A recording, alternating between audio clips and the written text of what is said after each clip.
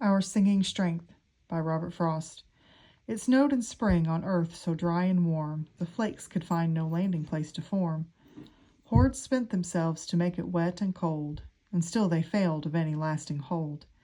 They made no white impression on the black, they disappeared as if earth sent them back. Not till from separate flakes they changed at night to almost strips and tapes of ragged white did grass and garden ground confess it snowed, and all go back to winter but the road. Next day the scene was piled and puffed and dead. The grass lay flattened under one great tread, borne down until the end almost took root. The rangy bough anticipated fruit, with snowballs cupped in every opening bud. The road alone maintained itself in mud, whatever its secret was of greater heat from inward fires or brush of passing feet.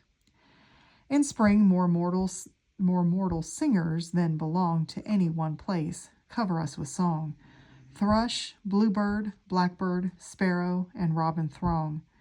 Some to go further north to Hudson's Bay, some that have come too far north back away, really a very few to build and stay.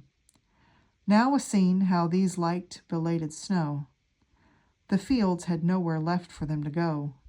They'd soon exhausted all there was in flying, the trees they'd had enough of with once trying and setting off their heavy powder load. They could find nothing open but the road.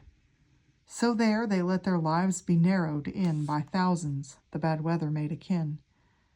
The road became a channel running flocks of glossy birds like ripples over rocks. I drove them underfoot in bits of flight that kept the ground, almost disputing right of way with me from apathy of wing, a talking twitter all they had to sing.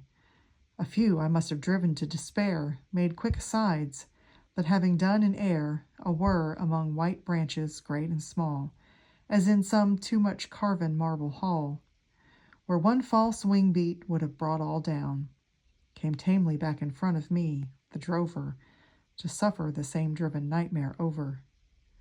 One such storm in a lifetime couldn't teach them that back behind pursuit it couldn't reach them. None flew behind me to be left alone. Well, something for a snowstorm to have shown the country's singing strength thus brought together, that though repressed and moody with the weather, was none the less there ready to be freed, and sing the wildflowers up from root and seed.